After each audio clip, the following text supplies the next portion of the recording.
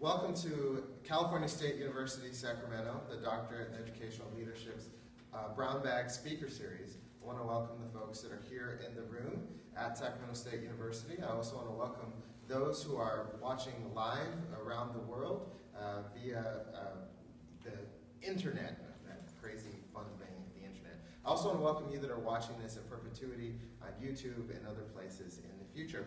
We're so glad to have two of our alums from the Doctorate in Educational Leadership. We have Dr. Shelby Moffatt and Dr. Repa from here at California State University. They are here on staff and faculty here. And today they're going to talk about scholar officers, a 21st century solution to graduation rates and workforce needs. So we're so proud and happy that our alums can participate in our Brown Bag, and we look forward to their presentation today. Okay, well, thank you. Thank you for having us, first of all.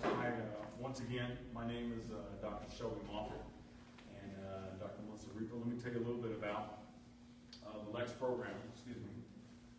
I wanted people to be aware of what the program is all about. It's about helping young men and women to succeed. And one of the concerns I had was trying to engage folks to get them jobs, to get them an education so they can be productive persons outside of Sacramento State. So what Melissa and I have done is we've put together this program that we believe is going to be highly successful. It's the first of its kind in the United States of America, never been done before. We've gone through a lot of work, and we hope you're going to enjoy it. We tried to make sure that we stayed with the initiatives with President Nelson here at Sacramento State, what he wants about increasing graduation rates and at the same time increasing greater inclusion on law enforcement agencies across the United States, and particularly here in Sacramento and the state of California. So, let me just tell you a little bit about how I got to this point. I've been working on this. First, for those who don't know, I'm a retired police officer myself. I was a police officer in the city of Sacramento for almost 20 years. And then I transitioned over to teaching over here at Sacramento State. So one of the things I noticed in both departments, both policing and in education, was that there was a problem going on. We had issues and concerns about a lack of education, about the fact that, again, in the classroom, some of my students were not going on to law enforcement careers. Some of them were not being able to transition from taking criminal justice courses or whatever course they were taking, but they weren't able to effectively find a career in law enforcement. And a lot of it had to do with, as far as the socioeconomic background, cultural background, whatever, etc. And much of it, more of it had to do with the fact of the lack of trust that went on with law enforcement. Again, there's a whole history from 50 years or even beyond where young men and women, particularly underserved communities, have had difficulty trying to find cohesiveness with law enforcement and trying to also at the same time maintain a high quality of education. So this is one of the reasons why we created the program and why we've now done the things we've tried to do to implement our plan. So if you look further, what I went ahead and did was I used my dissertation. Some of you who've seen this may be familiar with this. I looked at the patterns that were happening some decades ago. And one of the things I noticed was that each and every year we talk about, if we go back however far you want to go back, we have an economic issue. This is one of the things we talk about even now, that many students here at Sac State and other places across the country are not graduating. We know if you don't have a college degree in the 21st century, it's very difficult for you to get a job. Okay? It's very difficult for you to be in the primary labor market. Okay? The primary labor market where many of us hope to be making $50, $60, who knows, $100 an hour, so to speak. But many of these students who do not graduate on time, who do not graduate and take too long, are in the secondary labor market. They're in the minimum wage, whether that be from 7 to 10 or whatever many dollars an hour that is. And many of these students, we talk about these underserved groups who are in the secondary labor market, they are unable to get a college degree, which means that they are unable to get that job in the 21st century that requires a degree. They're also unable to maintain a certain level of accommodation, which means some of them are going to be on welfare. And as a result, many of them may end up going or becoming involved in the criminal justice and the negative side of the criminal justice system. So I looked at that, I looked at the economics, and I looked at the social justice part and the aspect of with my dissertation, and I kind of used that and blended those things to talk about and create what I have now, which is the LEX program. So if you look at some of the data, again, this is from over decades. Again, we've seen that a lack of education means we have a higher higher dropout rate with many of these underserved groups, racial and ethnic minorities, which means if you don't get an education, which means you're going to be the highest on unemployment, which means that you have a greater likelihood of being involved in the criminal justice system as far as incarceration rates. And so that's what we were looking at. That's where my direction was, of saying, how can I get these folks to do better in school, to have an incentive to do better in school, to provide them with resources to do better in school, and to make sure that they were being part of the inclusiveness that these departments were looking for, as well as to create greater social engagement with the community itself, because there's a long history and patterns of police departments not engaging young men and women and families like they should. Okay, so this is some of the things that we're looking for to try to change. Okay? So, for example, I have just a snapshot of the Sacramento Police Department.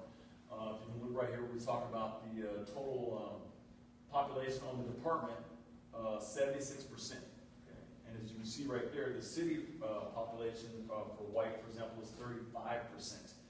Again, you have 3/4 of the department when you only have a population of this group, and as you can see, it does not reflect diverseness, nor does it reflect an inclusiveness. If you look at Hispanic, Black, and Asian, the same concerns are happening throughout the city of Sacramento. Why is this a concern for some?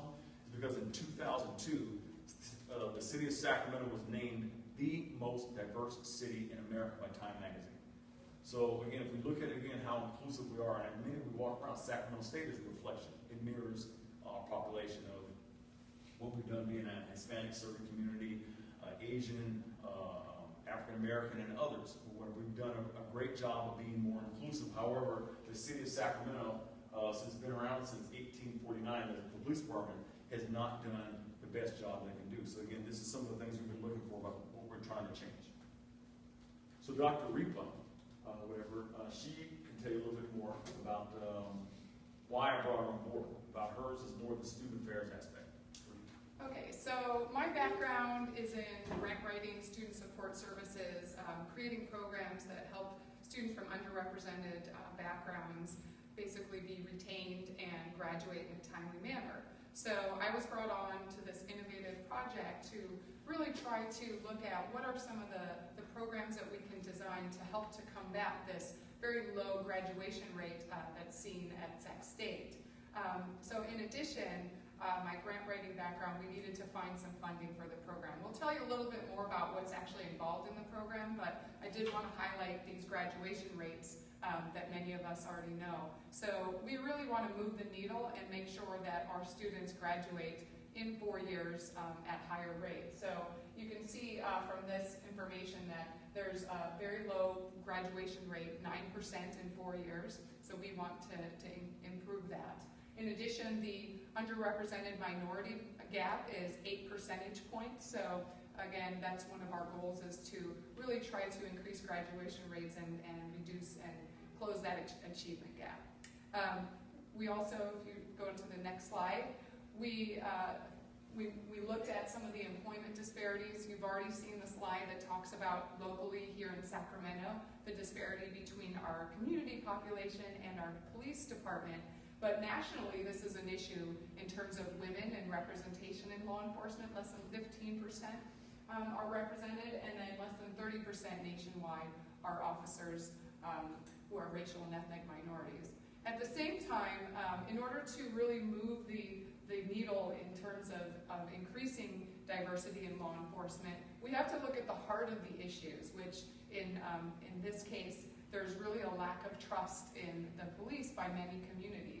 And police cultures are often embedded with stereotypes, and it's a concern for students going into law enforcement. Are they going to fit in to these organizations? My background also in the Career Center, more recently, I'm looking at, what are some of the skills that students might need to go into the careers, such as law enforcement, public service, and really that collaboration and working on a team, communication skills are really important. So we want to do something, cultural competence as well. We want to do something to help to address these issues that are at the heart of the problem, these disparities and low rates of employment in law enforcement careers. So we're going to show you a video. This is also just to highlight that this problem is not just in Sacramento, nationwide, also at the state level. And although there are many individuals who are recruited into police academies, not everybody who attends an academy can actually successfully complete it. And so we want to basically create a police academy program to combat those issues, so that all of our students who get accepted into the program can succeed and become law enforcement officers. Because it's really important, and the reason why we're showing this video, so that you have an idea of what some of these departments have to deal with. Again, trying to find qualified young men and women. And again, we'll talk about in a few minutes about the resources that we have available here at Sacramento State and how important and how they have not been used effectively and efficiently yet. So, here we go. California Highway Patrol is the largest state police agency in the nation, with more than 7,800 officers. And while the agency says it's trying to be as diverse as the population of the state, the academy numbers show something different. It's one of the country's largest police forces. Events like those in Baltimore and Ferguson have driven home a desire for more diversity. KCRA 3 Investigates looked at the number of CHP officers on the road, and it doesn't mirror the population that the Highway Patrol serves. While a little more than a third of California's population is white, nearly 2/3 of CHP officers are white. I think if the community is very diverse, then law enforcement should be a mirror image of that. Marvin Gardner is a junior at Sacramento State and hopes to be in law enforcement when he graduates. But in his studies, he has seen that fewer people of color get hired. Unfortunately, I do believe so, yes. Just from the statistics, you see just the majority of people getting hired is mostly Caucasian males. So there might be a little bit of a issue with me getting hired, but no, we'll see. KCRA 3 wanted to find out just how many minorities apply to the CHP Academy, how many get in, and how many graduate. What we found is that even though more people of color are applying to join the CHP, more whites actually make it through the process. In 2014, more than 18,000 people applied to get into the academy. 48% were Hispanic, 33% were white, 8% were black, and 8% were Asian. But when you look at those who were accepted into the academy, the percentage of whites grew, while the percentage of Hispanics and Asians shrank. The percentage of blacks was down to 3%. Of the cadets who graduated from the academy, whites made up 67% of the class, Hispanics made up 20%, Asians 4%, and blacks 1%. Does the race of the person being stopped, does that make a difference? Former police officer and Sacramento State criminal justice professor Shelby Moffatt has researched police recruitment and racial diversity. He questions why agencies struggle to find applicants of color when he sees candidates in his classrooms. Then how many of you want to be police officers? And I see their hands raised, all right, and I look at the officers or students of color. What do you want to do? And I've had several students say, I want to go into CHP, I want to be a police officer, I want to be a probation officer.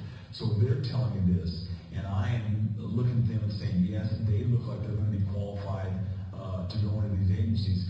I'm wondering what's happening after they leave my classroom.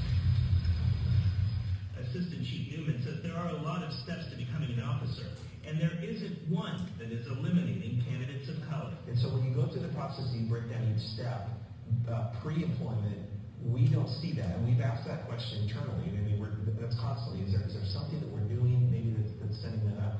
Newman says they lose about half of their candidates after they fill out the application because they don't show up for the first physical fitness test.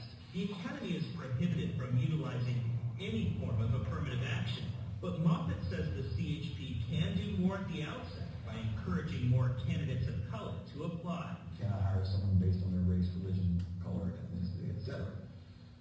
However, you can still create programs where you make sure that you are engaging these persons who have always been underserved in Sacramento, underserved throughout the United States, and say, we need you. So what is it at the root of the lack of diversity? Moffatt says the process is not transparent enough for researchers to figure out what's going on. They may not be passing the background check, and those are all kept confidential, so no one knows exactly what they did or didn't do. We don't know if it's because they got one ticket or if they did something, more severe. The people who are doing the hiring process, might not just really feel too comfortable with having, people of men and women of color in the law enforcement agencies. Okay, so one of the things things, like I said, many we try to do is create a solution-based program. There have been so many programs, I'm sure you guys are very familiar with programs throughout the United States. Everyone's got an idea about how to stop students from dropping out of school, how to maintain so they can finish college. But again, many of those have gone by the wayside. So we said, why not create a program that's going to allow them to succeed? Okay, and that's where we came up again with the LEX program. Again, trying to get them to make sure that they maintain a good attitude, good behavior, but more so what one of the officers were talking about in the video was that getting them to feel wanted. Okay, and that's one of the things I repeat over and over again, even with my students I talk to now, about making them feel that they are not just a number. Again, we're here to mentor them. We're here to prepare them, to make them well adjusted to what law enforcement is all about. It's a difficult job, and I tell young men and women that all the time, but it's even more difficult if you don't prepare them in the right way. It's a culture that we're trying to change. We're trying to create a new and better culture because, again, we have concerns and issues. Many of us, our families throughout the state of California and the United States, but more so, besides the academic aspect, right? Getting them through school, getting them in a job where there's inclusion available. We want to make sure that there's social engagement. We want to make sure that the mom and dads, those who have had to deal with concerns in law enforcement for years and decades, that they understand what we're trying to do, where we're trying to go with this whole thing. So that's one of the things. So what I did was, I said, as an instructor here, I said, there's got to be a better way. Why aren't my young students getting jobs? I ask that question all the time. So one of the things I looked at was some of the data.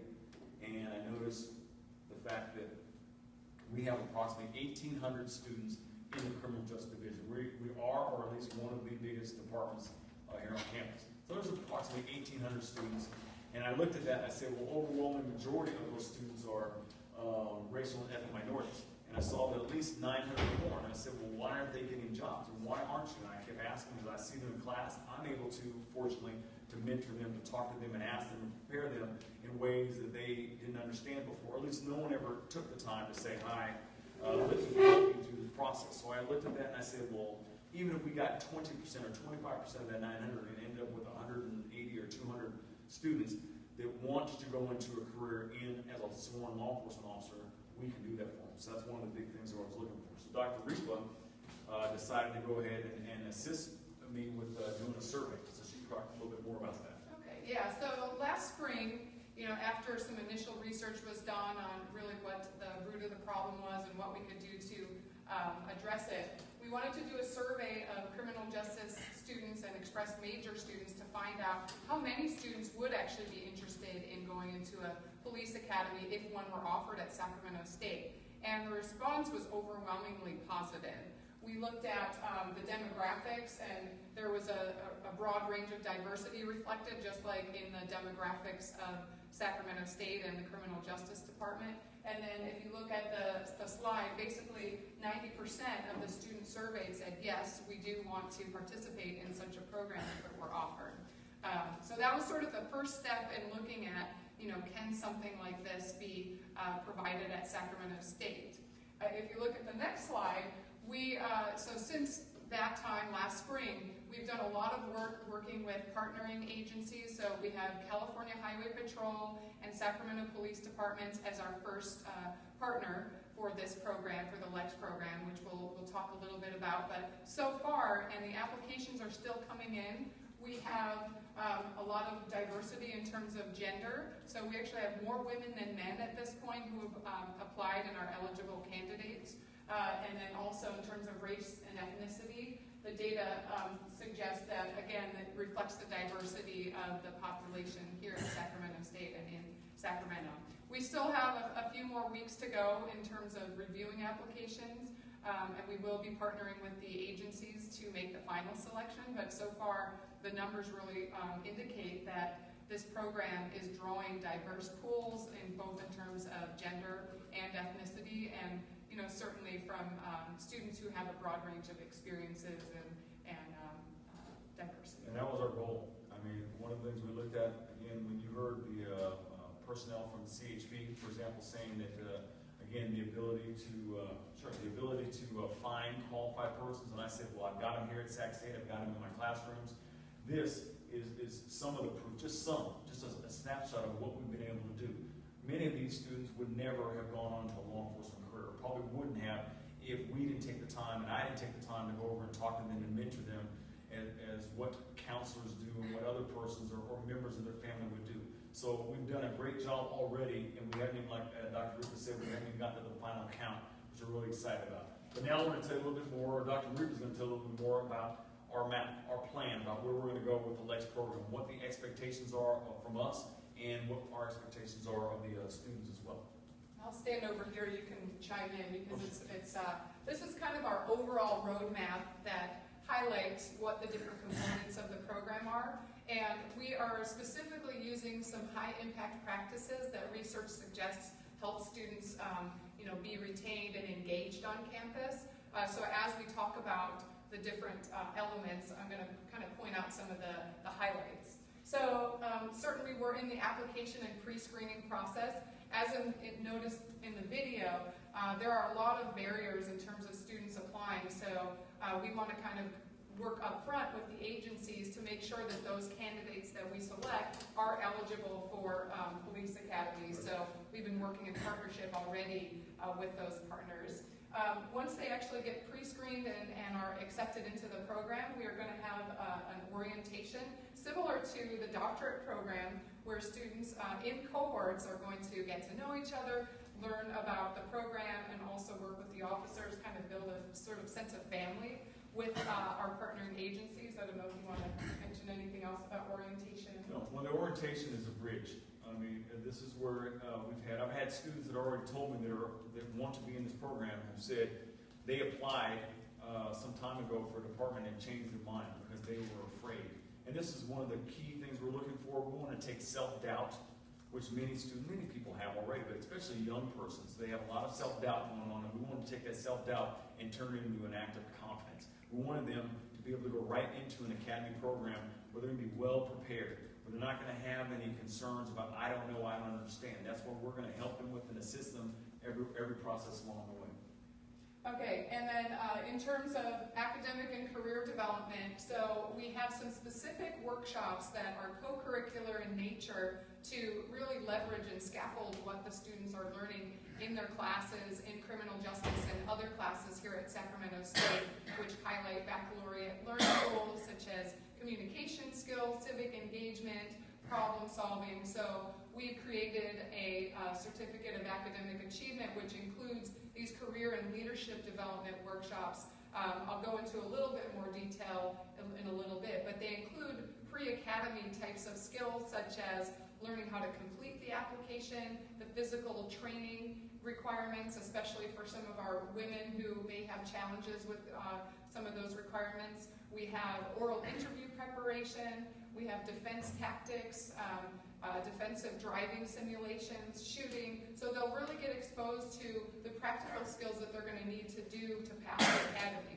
On the flip side, in terms of some other core competencies that the agencies are looking for, leadership, intercultural communications, and communication skills are also going to be highlighted, and we'll be working with some community partners to expose our students to those skills. So that's through the academic and career development. Also ongoing, a really important high-impact practice that we're going to have is mentoring. So that's both mentoring by the staff and faculty, as well as our agency partners and instructors and police officers who are going to be connected with us. And then there are going to be some leadership and criminal justice courses as well as part of our Certificate of Academic Achievement. Again, a high-impact practice is to combine what students are learning in the classroom with some practical real-world applications. Following the first year, which includes the academic career development and leadership training, we're going to have an academic internship where students will actually be embedded in those agencies. They'll get experience really on the ground, and they'll be doing some actual experiences with patrol, with other operations. I don't know if you want to talk about a little bit. As far as the law enforcement aspect, again, like I said, I use this word, and I don't want to overstate it, but again, it's about a bridge. Again, confidence, building in these young men and women. So one of the things with the academic, or the internship, is that we want them well prepared. So they're going to learn, as Dr. Repa mentioned, they're going to learn about the aspects of just being in the building. Okay, many of us, we talk about when you're advancing to maybe a chair or another department head, you shadow. And that's basically what we're doing. We're shadowing. We're allowing these young men and women to shadow other persons who have already been successful in the law enforcement field. So when we talk about observing in the patrol car, going on ride-alongs, learning about the skill of report writing, learning about an investigation, learning how to even talk on the microphone. There are so many subtle aspects about being an officer that many people take for granted until they get there, and then their nerves or anxiety overwhelms them. So we're going to remove all that and make sure that, again, through the internship process, whether they're working indoors in an administrative job or they're working outdoors, just doing some type of field activity to assist the departments, they're going to be there and they're going to be learning every day. And then I already mentioned the certificate of academic achievement, so students who complete the requirements will get that on their transcript as a recognition of their hard work. But in addition, we really want to cultivate this alumni network that is going to be part of the LEX program. Again, similar to the EDD program, I keep mentioning EDD because we really were inspired by both the research and the experience, the cohort-based model, evidence-based decision-making, transformational leadership, critical policy analysis. And we really want to take those alumni as well and build those connections so that students feel like they're part of the family, even after they graduate. So we're going to have a cohort of Sacramento State LEX graduates who are in the Sacramento Police Department or in the CHP and in additional future partnering agencies. And that's going to really help them, again, the scholars to officers concept, they will become change agents in those agencies, in their communities, and really make a difference in terms of the outcomes that we talked about at the beginning with regards to both disparities in demographics, but also in that the lack of public trust and the issues in police-community relations. So, and then certainly after they're completed with the program, they're going to be going straight into a paid position as a law enforcement academy cadet, where they will be trained and definitely prepared to pass that in order to become a sworn police officer. So if you go on the next slide, I just wanted to highlight a couple of the workshops that I already mentioned. And these are mostly pictures from some of the agencies that we're working with, but again, de-escalation of force, those critical decision-making skills that I mentioned that are going to be important, defensive tactics, driving, physical training, etc. So just some highlights. And that's what we have this year. Again, the training is so vital. I mean, it's no different from when we talk about critical thinking skills, about introducing and practice and demonstrating how to do things. Well, that's exactly what we're going to use, our critical thinking skills, to get them to understand about the importance of the activities. They're in an academy for 6 months, some 21 to 24 weeks, depending on the agency.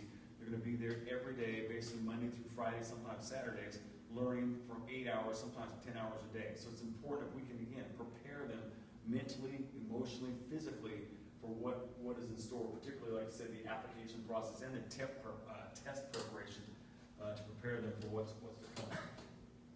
Yeah. And again, I mentioned the focus on leadership and communications. This is really, when we talk about the program, we refer to it often as scholars to officers, and this is really at the core of what we're talking about. We really want to create the next generation of law enforcement officers who are informed, who are transformational, and who have those effective leadership skills and data-driven decision-making, and certainly culturally competent law enforcement officers. So we're going to be working with both the agencies and community partners, and we certainly welcome if there are those agencies in the community who would like to partner with us. We're looking at working potentially with the Urban League, NAACP, and others, and certainly on this campus as well, to expose our students to a broad range of inclusive communications. Because cultural competency is one of the more important things as well, because the experience I've had over the years that I saw and have seen a lack of competency where people, the officers, were taking it's not my concern. My concern is not about poverty. My concern is not about unemployment. My concern is not about mental health issues, and every other concern. My concern is about enforcement of the law. So they lost their lack of what the job is about the nobility of policing, about the ability to affect people in a positive way rather than just say it's an administrative job. And that's, again, where Dr. Repa and I are going to enlist the help of many of the members of the community, whether it be from, again, African American, Asian, Latino, LGBT, etc. Anyone that they come in contact with on a daily basis, we're going to make sure that those folks are regularly giving their input about what they expect as a law enforcement officer. And just to wrap up, again, we kind of highlighted the alumni network, the cohort model, and then the academy. So this is really a groundbreaking and game-changing program. From my perspective as the Career Center Director here at Sacramento State, there are very few programs that basically provide a direct pathway for students into a paid position. And it's really leveraging their education that they get here at Sacramento State, giving them both leadership and career development skills, and then again, they get that opportunity to go directly into a position.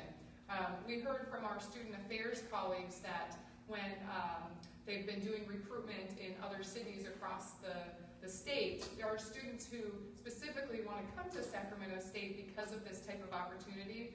And I was recently at an event where there were other agencies from the state, and there's a lot of interest in this kind of a pipeline program. So we're hoping that this will be a model program, both in terms of law enforcement and other related fields, that really is going to benefit both our students and the community at large.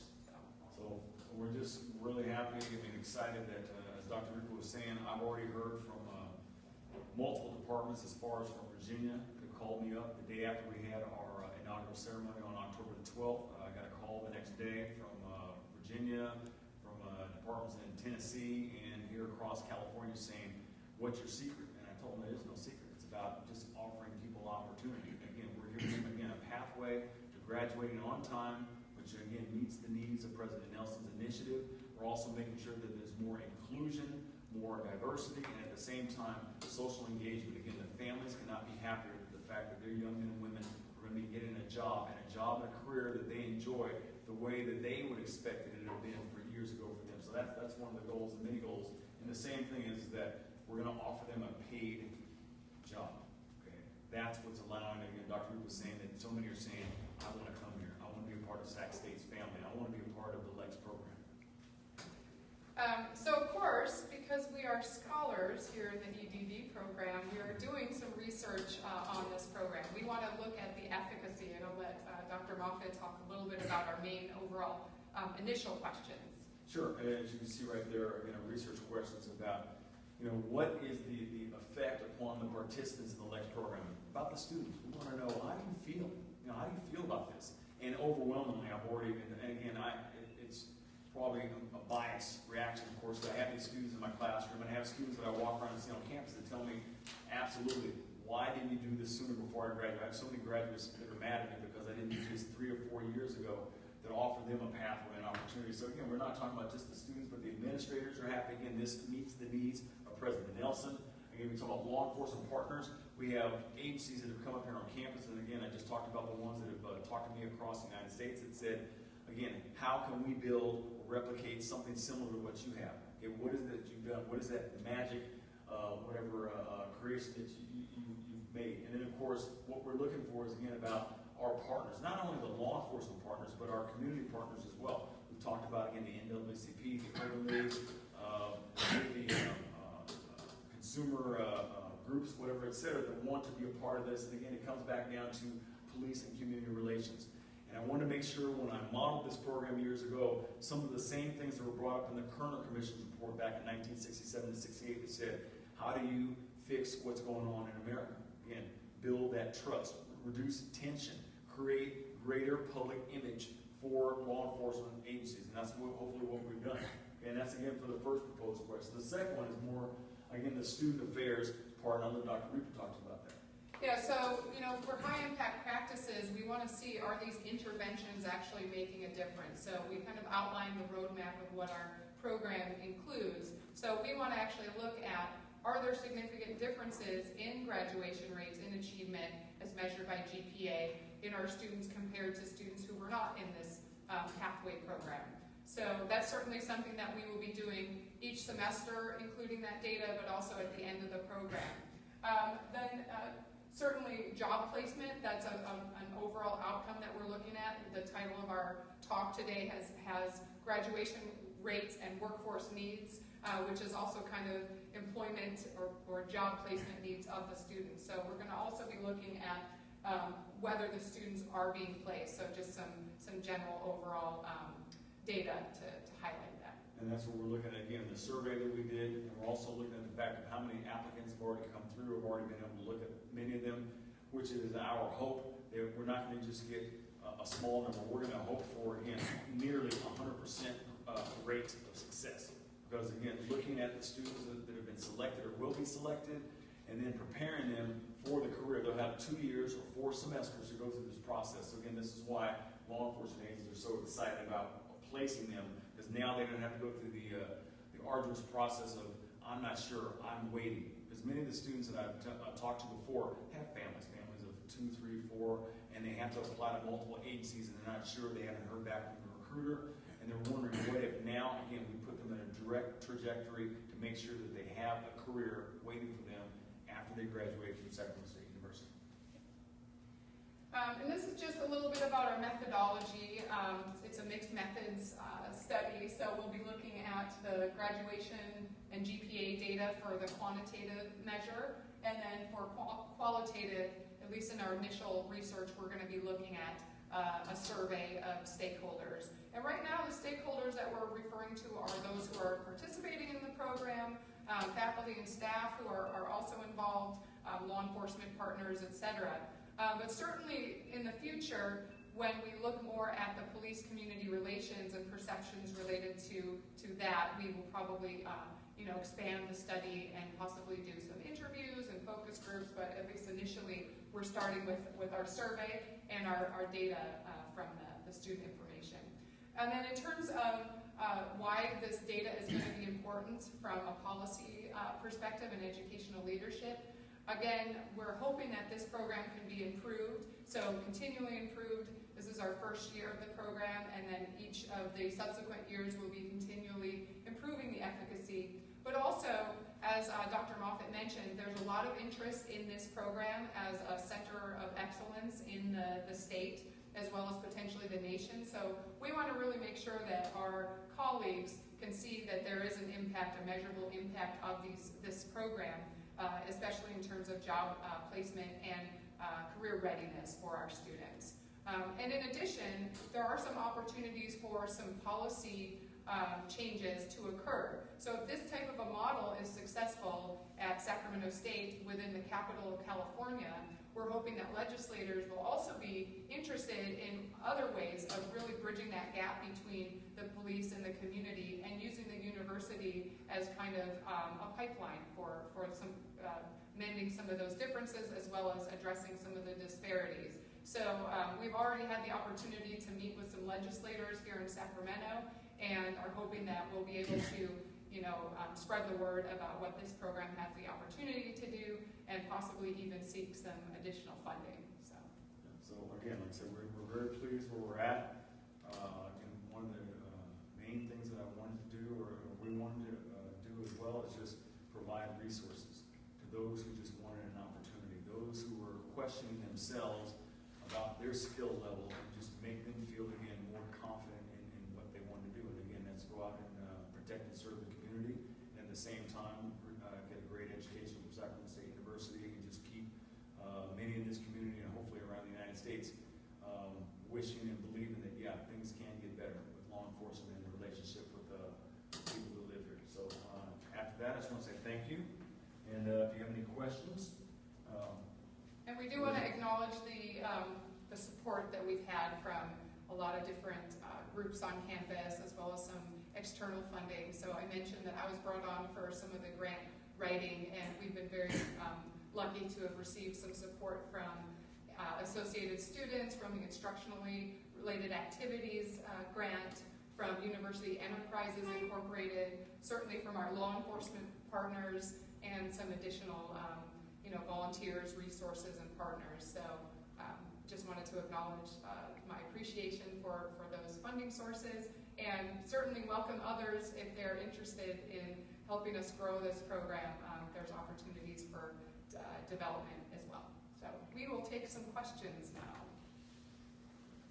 So what do you think about do you think there'll be policy changes in the future so that communities will have similar sorts of requirements for law enforcement? Some communities require you to have a college degree, some require you to only have a certain number of credits, certain types of training.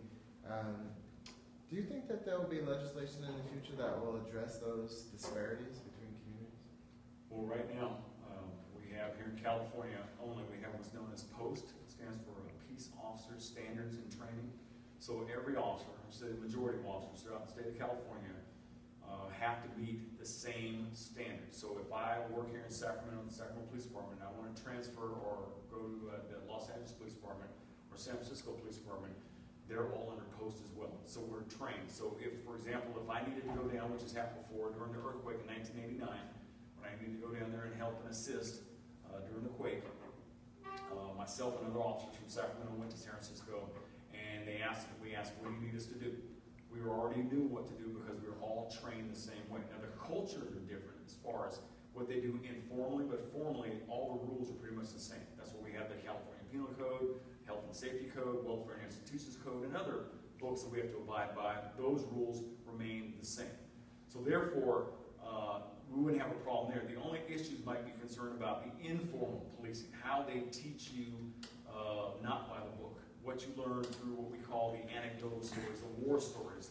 That's different through every department throughout the state of California, probably the United States of America. So how to change that, that gets into a very difficult way of changing legislation, because as long as they say we're going to abide by what the so-called standard rules are, it's very difficult to say, this is my method of policing. It'd be no different if we had a standardized rule for teachers saying, you must start off by stating this. That's why we have learning objectives for all of us, I believe, through our syllabi.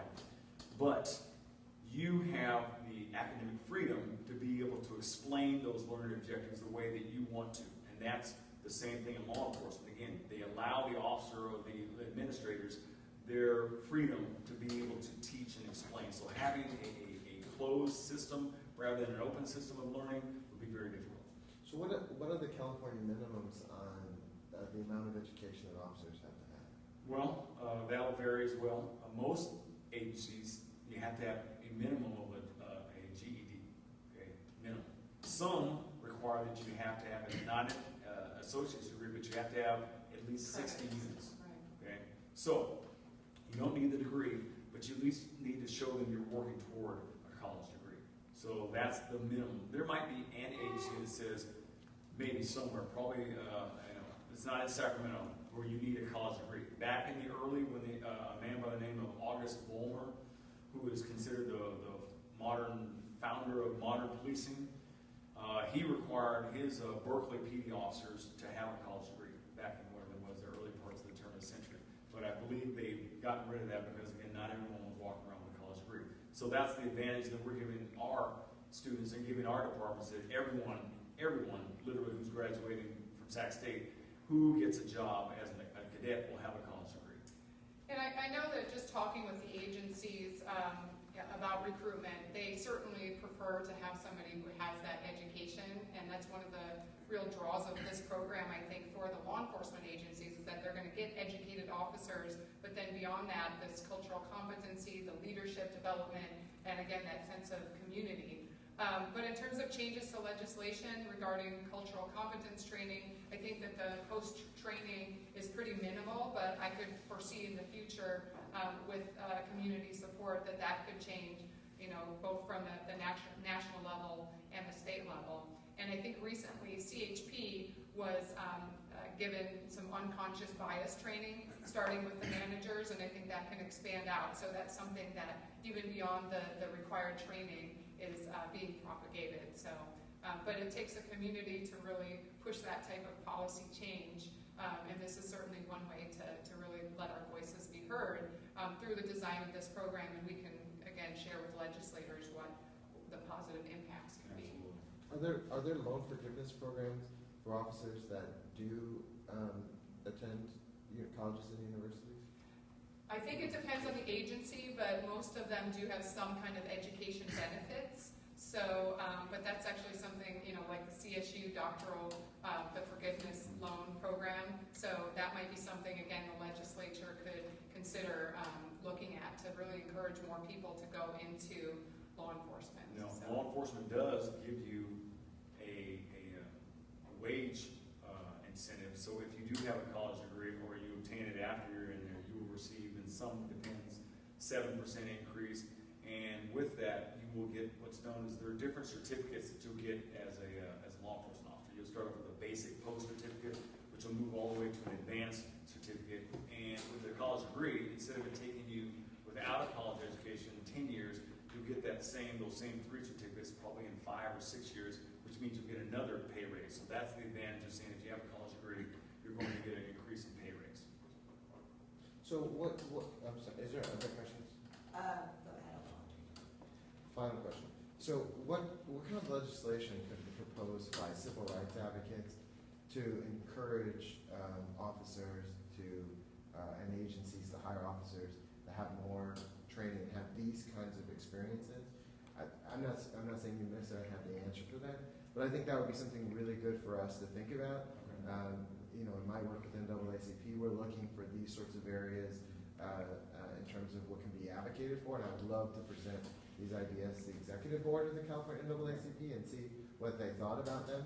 I think that would be really fruitful. And then also the research that you're aware of that sort of draws that linkage between what kinds of training and what these kinds of programs and how it impacts their interactions with communities, right? I think that work is super interesting. So more of a comment than a question. Great. Earlier in the presentation, you were discussing that you were taking applications now. I was wondering, is there a projected launch date for the program? And also, what is the duration that it will take for a student to complete the program within your use at Sac State? So for our priority review of applications, I took that from EDB, we are actually accepting applications until November 30th for those students who are currently enrolled juniors. And then transfer students who are coming into the spring, we're allowing those applications through January.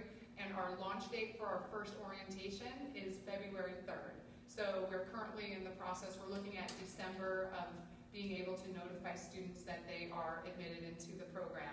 It's a little bit of a fast pace this first year, so we're condensing the first year into really one semester, and then the second year of the program is going to be next year. So it's a 2-year trajectory.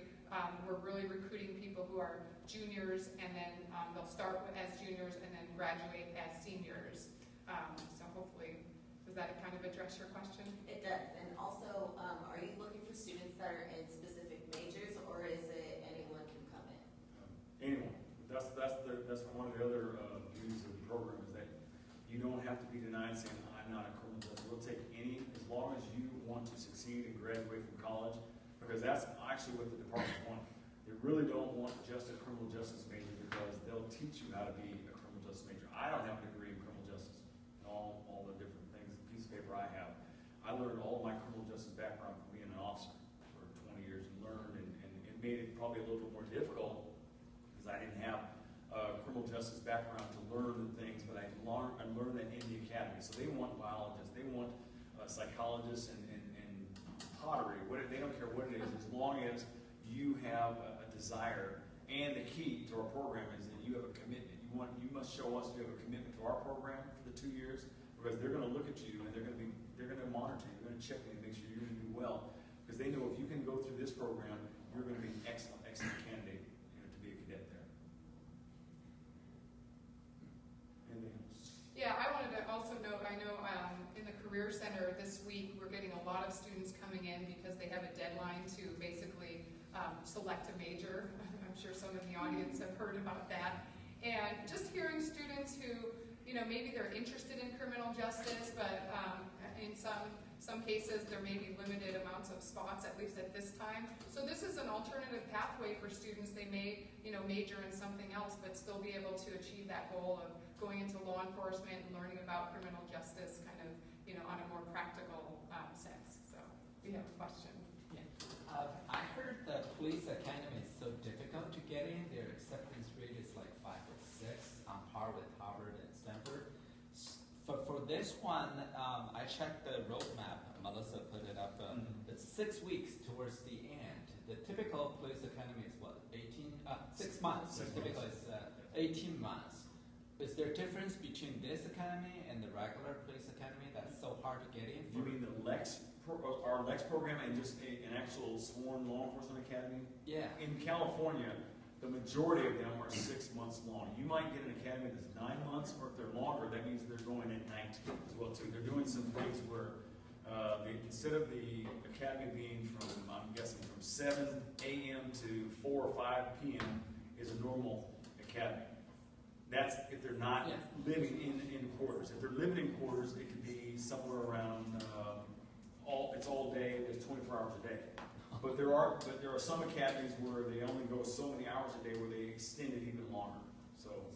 And so this is really, it's not a police academy while they're at Sacramento State. It's a pre-academy, and then as soon as they graduate, they'll go right into a 6-month academy, which is kind of like, in order for them to become a sworn law enforcement officer, they have to get go through that 6-month academy, and then they get the position. So it's actually technically kind of a 4-semester program plus the 6 months of academy. And it does not impact their life drastically, because they're still in school. It's not like we're having them do something that they wouldn't ordinarily be doing. They're still on campus, just doing almost like an after-school program, so to speak.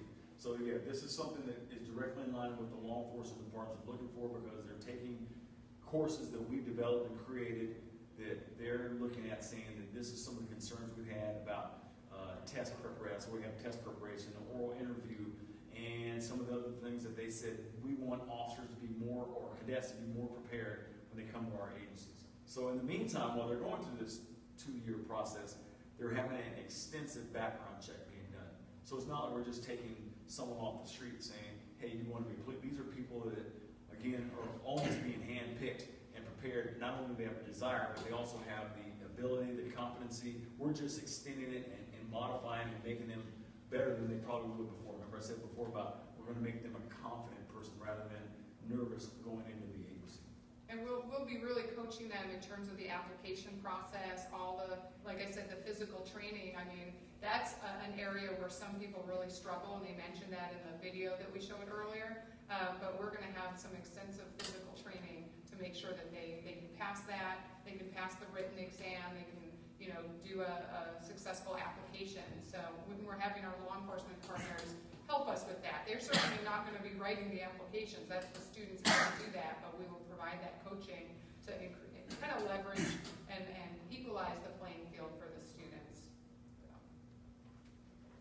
So between 6 and 7, will there be an application process and screening process? That means probably not all the 6 will go to 7. That's actually, so in step 3, the academic and career development workshops, one of the tech topics is how to draft and write an application, and then we also have how to take the police exam that's required, and they're actually going to be sitting through practice exams. So they're actually filling out their application during steps 3, 4, 5.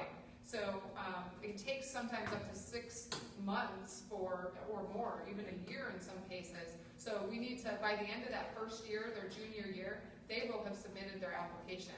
So by the time they become an intern in that department, they will be in the books as an applicant at those police departments. So what we'll do at the end is when they graduate from Sacramento State, we will also, obviously we'll also have a ceremony for LEX students who graduate, and then we'll tell them, by the way, the departments will be there and say, congratulations, you are now being commissioned into, in this case, Sacramento Police Department or into the California Highway Patrol. So they'll be told right then and there which academy they'll be going into what date. So again, everything is laid out for them, so there won't be any confusion. I didn't know, I don't understand. So again, all these young men and women, again, why they're so excited is because now they're just literally having somebody just kind of give them a little direction, a little kick.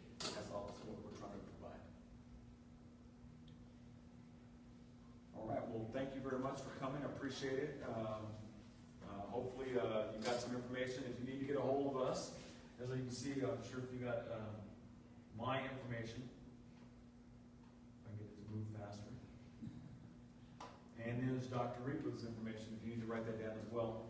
Like I said, anything, she's currently in the Career Center, and I'm over here, like I said, over in Alpine Hall. So either one of us can answer the questions and anything you have or anything that comes up afterwards. So